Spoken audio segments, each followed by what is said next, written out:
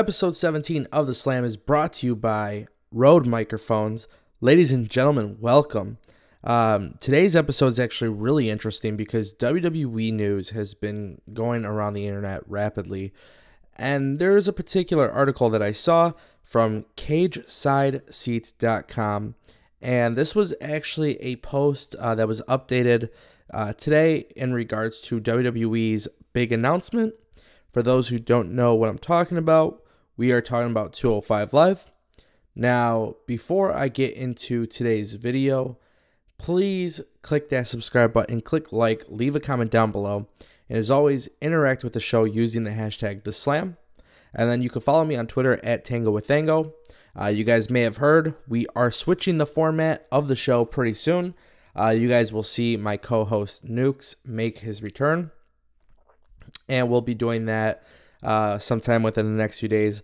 We are going to go from an audio-only show to a new video format, which should be pretty interesting. So, nonetheless, enough about the show, but let's talk about the news. WWE had announced that they have 3 or 4 dates picked for 205 Live house shows.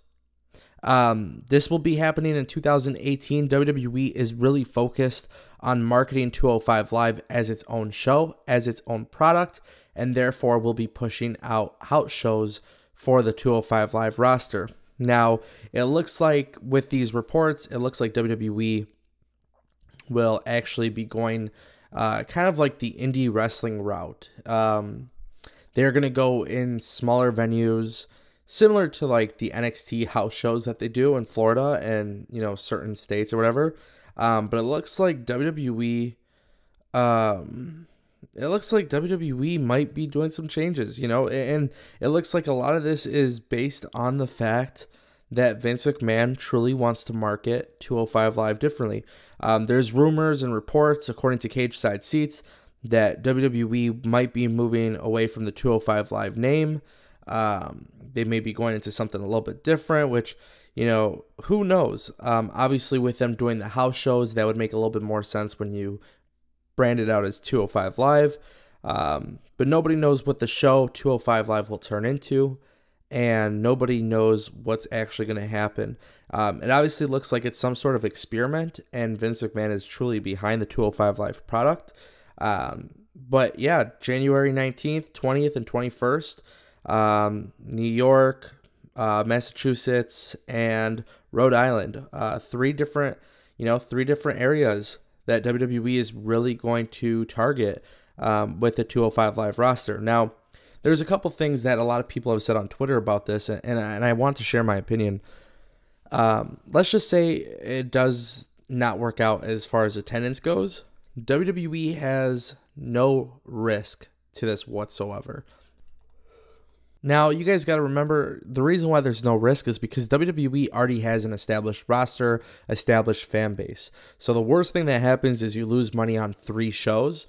But if it doesn't work out, it doesn't work out. You know not to do it. Now, Vince McMahon really, really wants to be making 205 Live as a standalone source of income. So therefore, 205 Live on its own can actually generate income and viewership and everything like that. This is actually a good thing for the wrestlers because if 205 Live is on the road and they're successful, obviously that means these superstars will be able to get more cuts from merchandising and, of course, ticket sales. Now, let's be honest, it's 205 Live. Do people really care about the Cruiserweight division in 2017? Well, we've seen a little bit of a change in focus. Obviously, we've seen, you know, Enzo Amore getting brought into the show. And then in addition to that, we have Hideo Itami making his debut sometime soon. This is an opportunity for WWE because it's not televised. I think we should expect WWE to do some pretty cool things as far as talent who may not be signed to a WWE deal. Because it's a live event, because it's not WWE programming. You know, the best way I like to think of this, and this will kind of be part of the second part of the video that I'll lead into, but it's almost like WWE is creating their own independent scene, which could be really good for 205 Live because, well, let's just face it, some of these guys would have never made it into the WWE if it wasn't for the shift and focus on NXT and the Cruiserweight Classic. Guys like Cedric Alexander, who knows if he'd really be with the WWE if it wasn't for a standout performance. Obviously, a lot of people thought he was skilled prior to WWE, but again, it sparks that conversation, that huge debate that people want to talk about because they're just not sure what's actually going to happen with a guy like Cedric Alexander once he actually gets to WWE. I wouldn't say WWE has failed with him, but obviously he hasn't been, a cruiserweight champion. It just seems like there's a lot of room for improvement on this brand. But with that being said, maybe this is the route for them to go, especially when you look at live events. Like I said, I mean, you could have people that aren't on your normal programming. If you want to test the waters with NXT talent, you can do that with 205 Live, with these live shows. And this might be a cool way for people, to, if they're not interested in WWE's product, or maybe they're not a diehard fan, if tickets are inexpensive, this might be a cool thing for people to get, some entertainment on a nightly basis. I know a lot of people who may not love wrestling as far as television goes, but they love going to the shows because they have a good time. At least that's how it is in Detroit. Now, I mentioned something earlier about WWE kind of establishing their own independent scene, and that's exactly what's happening here. With NXT, 205 Live, Raw, and SmackDown, there's been such a huge influence from outside programming. And the reason why it's been so huge is because WWE has been sealing the deal with tons of talent. In a way, it's almost like Triple H knows what the internet thinks of him and utilizes it on a character level, but also on actual booking level. When you look at NXT and how far it's gone, it makes you think that, WWE is really serious about 205 Live, because it's another source of revenue. People like to use the network and say that WWE's 205 Live is a failure because maybe the numbers aren't exactly where they should be. But then again, it's a cruiserweight only show. It's a very niche product. And I think WWE has tried using 205 Live to get over with the mainstream audience and not necessarily the indie audience.